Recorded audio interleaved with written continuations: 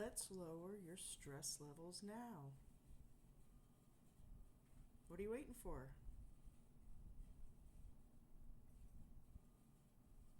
Hi, I'm Crystal from the Crystal Center of Healing, and I am your stress life coach. I teach all kinds of things, but for these videos, I teach you how to lower stress, and I do guided meditations. And it's a lot of fun. If you don't like to listen to me babble, you can always fast forward to the meditations. I do those at the end. But I pick a card, I shuffle.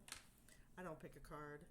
The universe picks a card, and we talk about a topic that you might relate to and is causing you stress.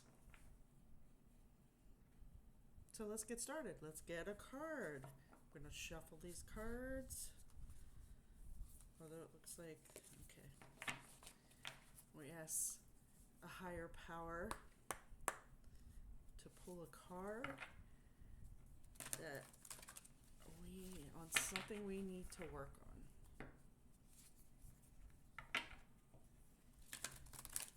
What do we need to work on this week?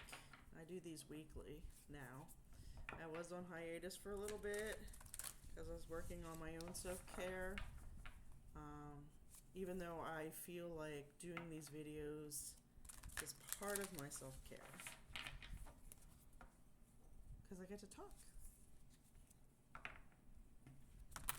Get to talk about these topics and what I think about it. Well, these cards are kind of sticky today. It is hot again in Florida. So what do we need to know? What do we need for this week? This one just flipped over on me. Ooh, I don't think I've ever pulled this one before. So that's always fun. Last week, I believe we had that one before, so there must be a lot going on.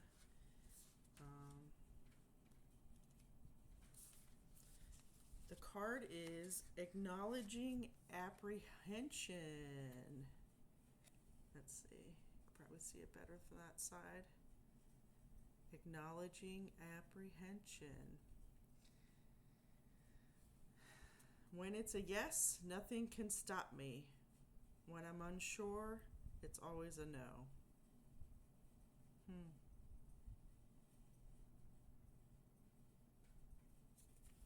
Let's read what the book has to say.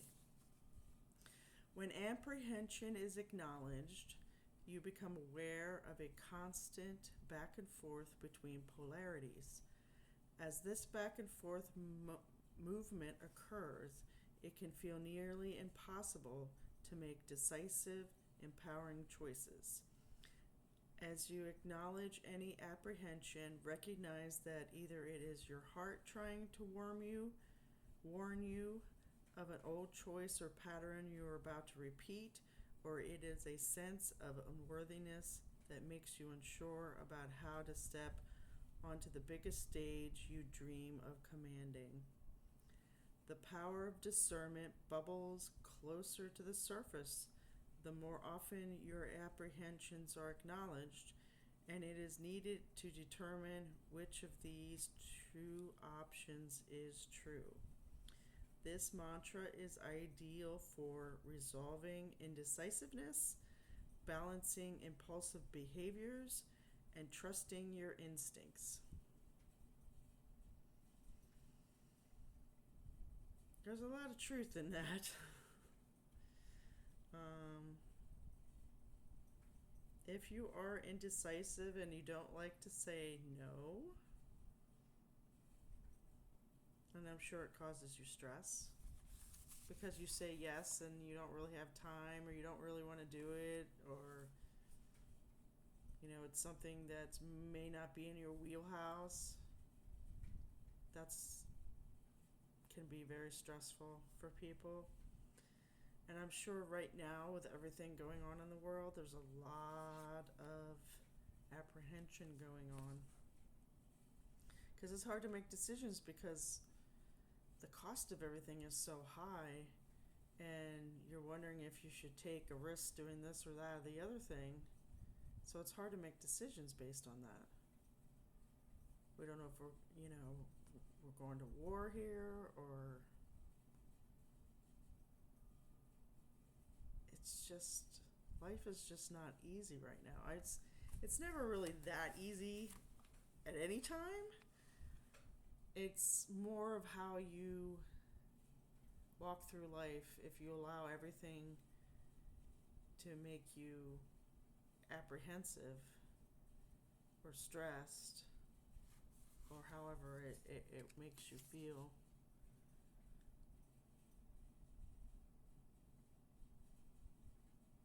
It's funny, it says when it's a yes, nothing can stop me.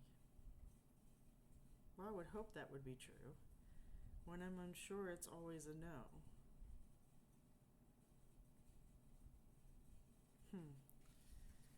It's just a very interesting phrase. I mean, a lot of times if you're apprehensive about, if you do a pros and cons list, that's one thing you can do. Somebody that you really trust, that you confide in, you can talk to them about it. They may have some ideas, or some people you can talk to about whatever it is that you're trying to make a decision about. So those are ways of handling making a decision. Definitely don't be impulsive about it, as the mantra says is ideal for impulsiveness. We do have a lot of people in the world right now that are impulsive, and sometimes that really does come back to bite you in the butt. I can say I've been impulsive, but it's usually not big things that I'm impulsive about. It's like little things like, should I really go do this thing? It's not going to hurt me, And sometimes it's hard to make big decisions, especially if you're you're alone. I mean, I live alone. I have to make all the decisions myself, and sometimes it's like, I don't know, and it can be stressful. I'm just glad I rent at this point, and I'm not dealing with a house, because I was dealing with a house that I owned in Ohio, and it was too big for me to take care of myself. It needed some work, even though the house wasn't really that old, but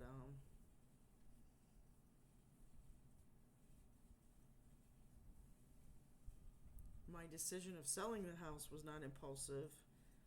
I was impulsive about who I sold it to, and I should have just not even have dealt with that person, because that was a whole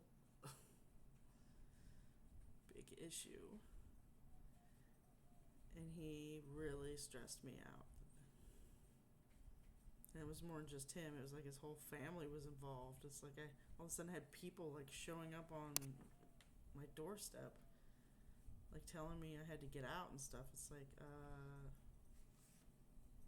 okay. So in that respect, I should have just gotten a realtor and sold it, and not sold it to the person that I lived down the street from me, because he had expressed interest in it, in my property. So, but if you go into something and you're just going to be impulsive about it, and you make that decision to be impulsive, that's a little different than just being completely impulsive and not even stopping to think about things at all.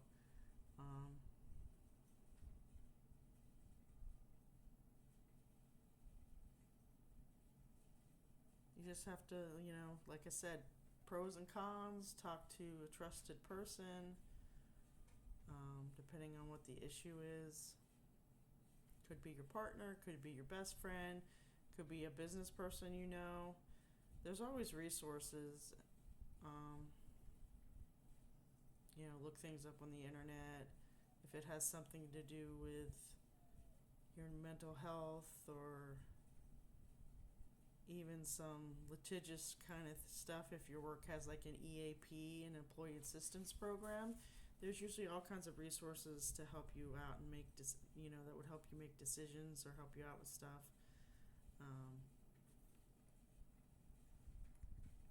So there's always some kind of resources. You find some experts in the field that whatever it is you're trying to do, if it's money struggles, mental health, how to buy a house. Buying a house is, I've been through that a few times now. It's like you're signing your life away. But anyway, and I just want to preface, everything I say is my opinion. I'm doing this off the cuff. I'm not like stopping the video and then like trying to determine what I'm going to say. Because most things I can speak to. I've been on this planet long enough to do that. I don't really have to think about a lot of things. I've been through a lot of crap in my life. So, but I want you to think about, reflect on these mantras every week that I pull. And just listen to what I have to say, reflect. You may totally disagree with me. And that might not be your experience, whatever, I've said. And sometimes I get on my soapbox. It's my prerogative. It's my video.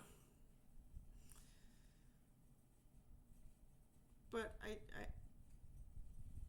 want everybody to be critical thinking about stuff. It seems like there's so much impulsivity in the world in the last 10 years or so. And I'm not sure why that is. If it's just the speed of our society or there's more neurodivergence going on. I mean, my son's ADHD, my ex-husband was ADHD, I think my previous husband was ADHD. When I worked at the mental health facility, there was several people, co-workers that were ADHD, some diagnosed, some undiagnosed.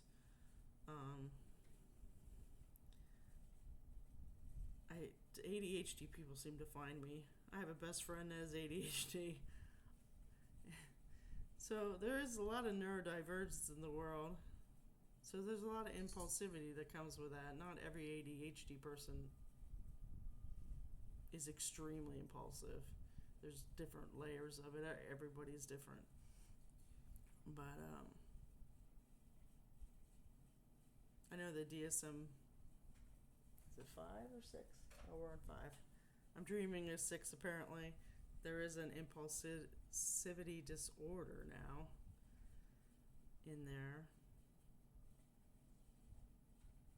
But if you find yourself being impulsive, I would suggest that you count to at least 10 to try to not to be impulsive.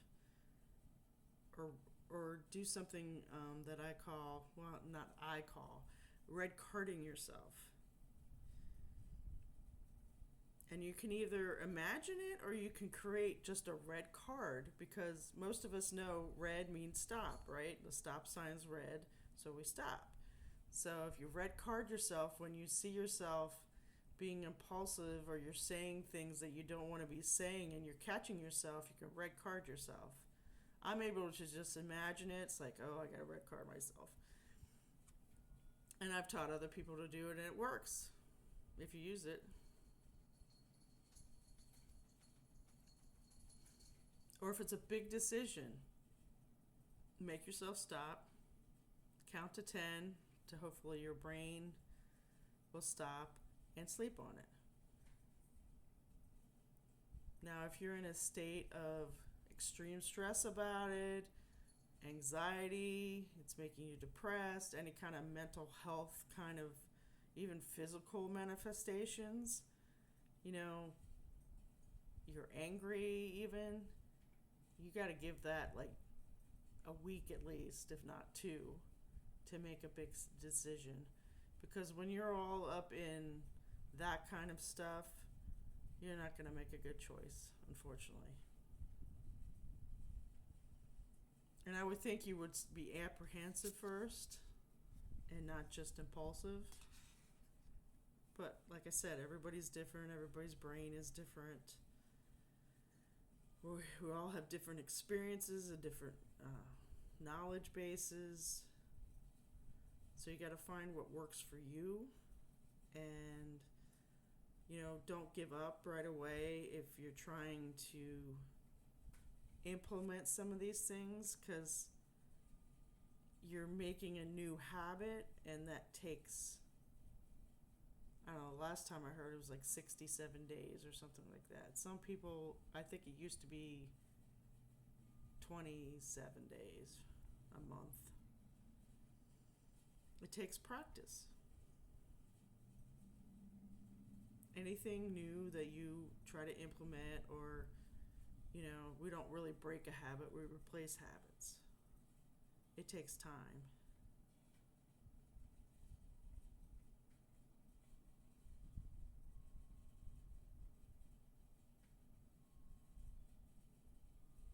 And give yourself grace about it. I know I'm not really great on grace, because at my age, I think that I should be able to do X, Y, and Z and, be good.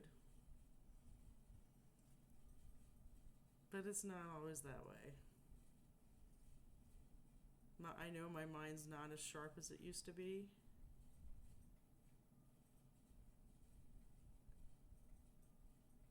And I gotta sometimes take my time. I can't get it done as much as I used to get done in a day. I know I'm at work, and I used to work in IT, and I did break fix. And, I could fix a lot of tickets in a day. I mean, I could fix a lot of machines in a day, depending on what the issue was. And I work in a ticket system now. I work for the courts, and I have to file stuff, process stuff. And sometimes I don't get as many tickets done as I think I should get done in a day. Because I used to be, have that beast mode, I was very good at, break fix and IT, but some of the stuff I work on now, which is more admin type of stuff, that I have to proofread stuff. And then if stuff is missing and I got to ask, the officer for things that are missing, or, then I don't get the ticket done and it doesn't count. That makes me mad. It's like, I think I should be able to do 20 tickets in a day. That just doesn't happen. Plus the fact that there's other things we have to do that aren't tickets. So then it's like, but I don't get credit because it's not in the ticket system. So, yeah, things like that. And you have to realize sometimes things are what they are. And there's not a whole lot you can do about it. If you're doing the best that you can do, then that's all anybody can ask of you, and all you can ask of yourself, because we are our own worst critics, right? So that's why, helpful people in your life is good. I know for a long time I didn't have like a lot of friends. I've always been more, sorry, that was my cat Finn, who makes appearances in my videos sometimes. I've always been kind of an introvert, shy person, so I've never had many friends or people, like I've never had like a best friend. I don't know why that is. I guess some people just don't have best friends. I have a few good girlfriends now. Of course, they're all back in Ohio, but they're actually older than me, so they have a little more wisdom than I do. Or they're good at talking things out. My one friend, she really can see, you talk to her about something and she could see almost every angle of it. So she is really helpful with stuff. So if I'm apprehensive, I can message her and she'll call me. Because I was looking at this part-time job, and I was like, do I have enough experience for this? is what we did at, because we worked together at the mental health place. What we did was could be considered crisis stuff. So she thought. She helped me out with that one. So, it's time for a guided meditation because I think I talked enough. And I'm actually kind of tired. I'm working on trying to fix my insomnia because it's not great to, have a self-care practice and then not get enough sleep, because that's really part of self-care is getting enough sleep. I have found some things that have worked for me that when I can't sleep that I get up and do. So that's a good thing. I figured that out at least until I stop having this issue. So let's get comfortable. Hopefully you're in a quiet space and not driving a car.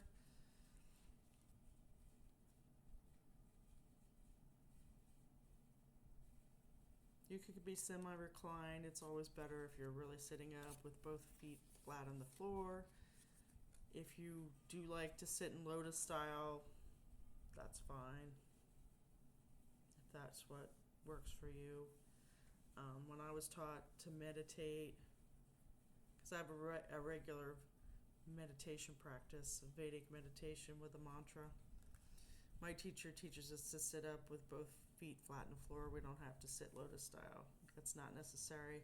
And she actually doesn't want our legs to be crossed or our arms to be crossed or anything. So just like cup your hands in your lap is good. Let the energy flow.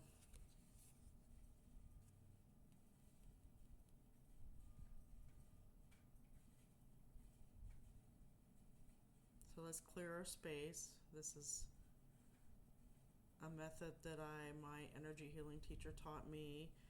If you are allergic to sage and you're not into saging, this method doesn't require any sage. It's just your imagination and your strong intention. What you do is the room you're in, you visualize that the floor is covered entirely by a white sheet. And we're going to raise that white sheet.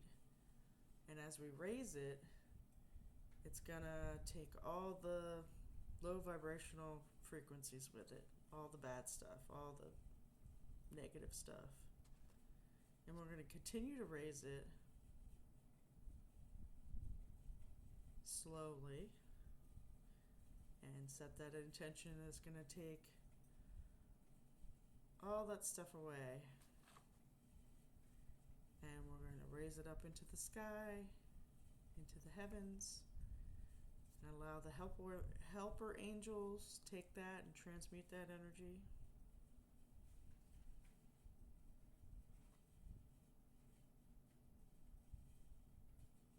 And you can do this several times until you feel a shift, until you feel like the room's not heavy or stuffy or however it feels to you.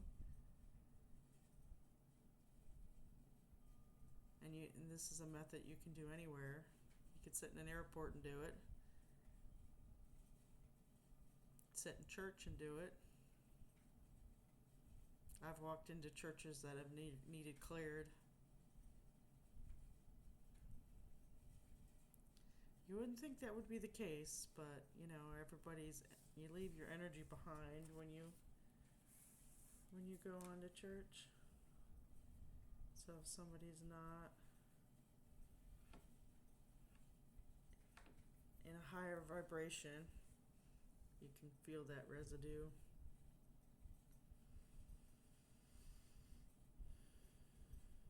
So you could close your eyes or lower your gaze if you haven't already done that with the clearing.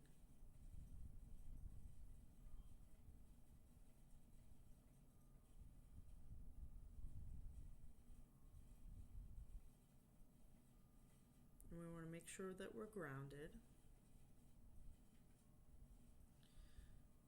So take your attention to your feet. You can wiggle your toes a little bit. Or if you have neuropathy, move your foot around a little bit. Kind of maybe march a little bit. And you want to imagine that you have roots, like tree roots, coming out of the bottom of your feet.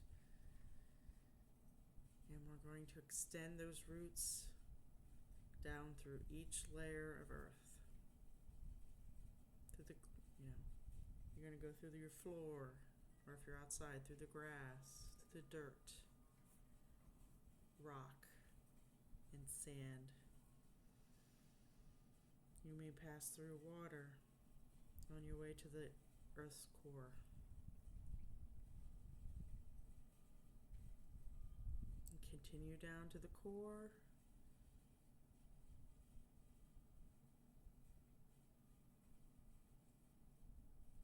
Where you sense a beautiful, clear quartz crystal.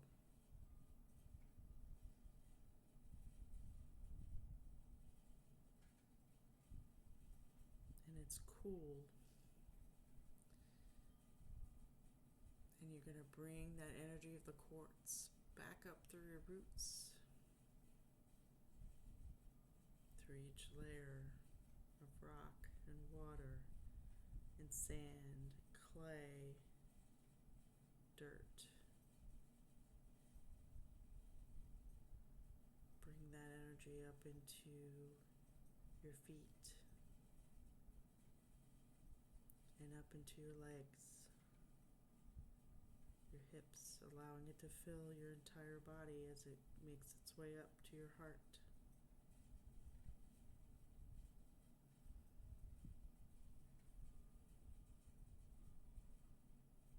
And you should feel or sense that you're connected to Mother Earth.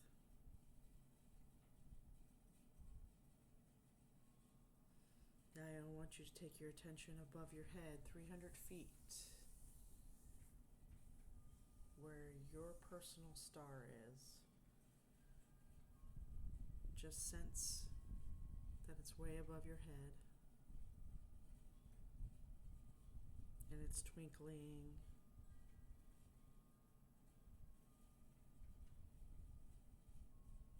And ask it to bring you peace through crystalline light of the rainbow, and let it stream down into the top of your head.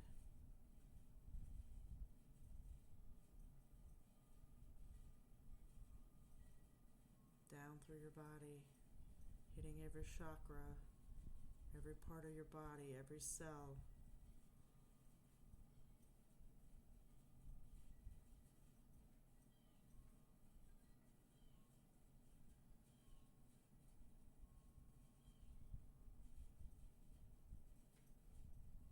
Now the energy of Mother Earth and Heaven from your star, that energy, let them swirl at your heart.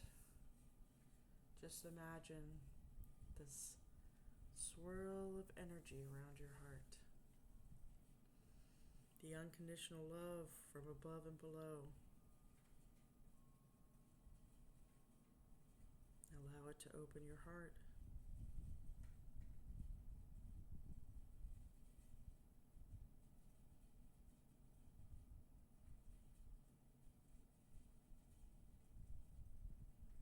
Now let all that beautiful unconditional love expand into your aura or biofield.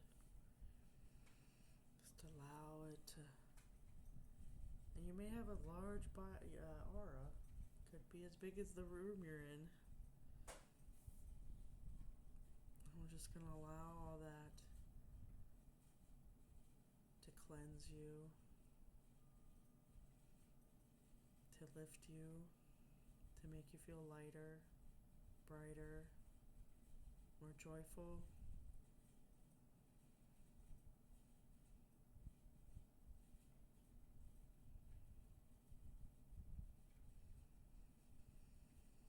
Take a couple deep breaths and let it out through your mouth.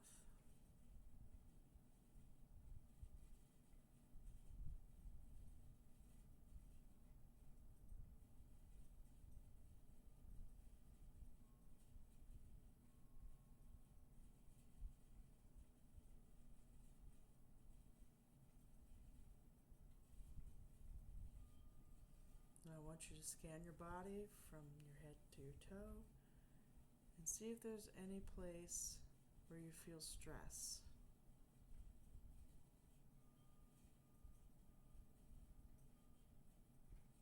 And just box up that stress and let it come out of your body and float up into the heavens.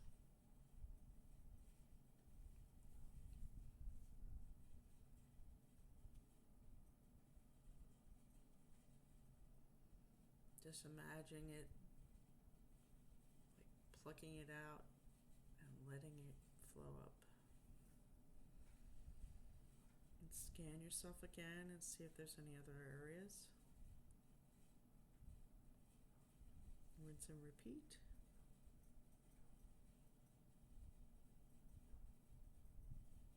Now I want you to think about if you have something currently that you're apprehensive about. I want you to think about that situation.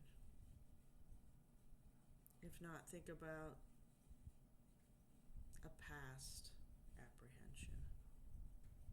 Something you couldn't make a decision about. And you might have caved and did something you didn't want to do.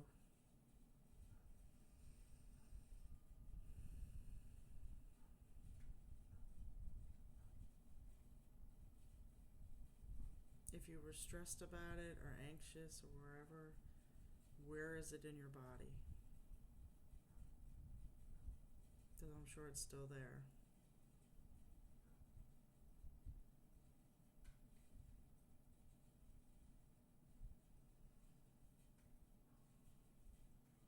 So scan yourself and just box that, whatever that feeling that's uncomfortable, just box that up and send it off. Say, you're not allowed in my body anymore.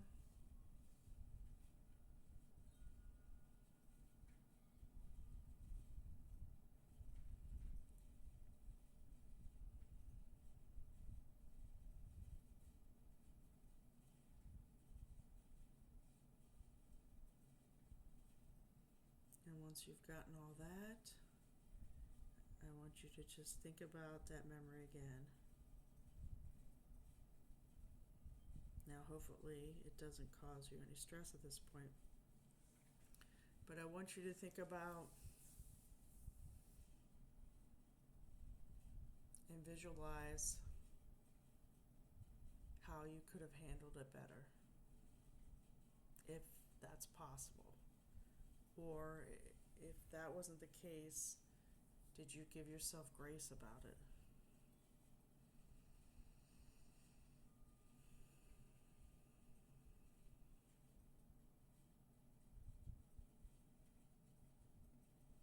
Just rewrite the story.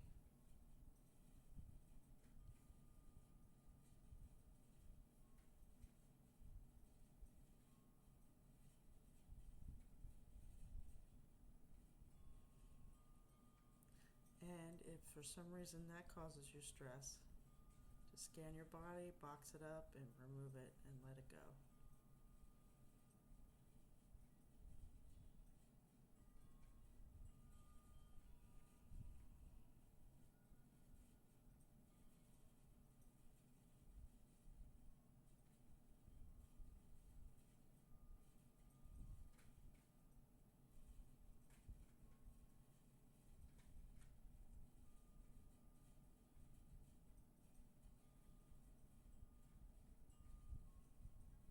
So remember to give yourself grace, to red card yourself if need be, make a pros and cons list, talk with a trusted friend or trusted professional when you're apprehensive about stuff. And if you get anxious that you just want to make a decision, count to 10. Red card yourself.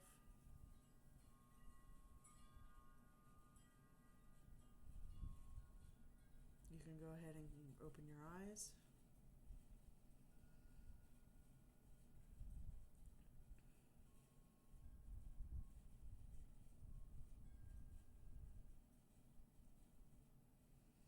So anytime you're apprehensive, you can always come back to this video. And if you're feeling stressed, go through the guided meditation. And think about what you need to do. Maybe even take some of the points and write it down. And like put it on your refrigerator or something for yourself. Put it in your phone. When I feel apprehensive, instead of being impulsive, I'm going to look at this list of how to help myself.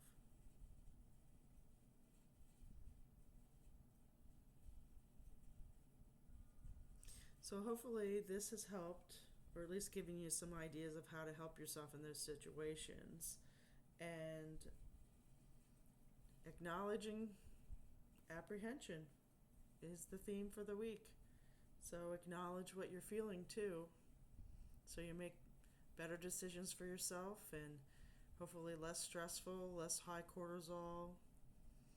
I hope you have a wonderful week, and check out my other videos on some other self-care practices. And I will see you next time. I'm Crystal from the Crystal Center of Healing. If you have any questions, just email me. See you around.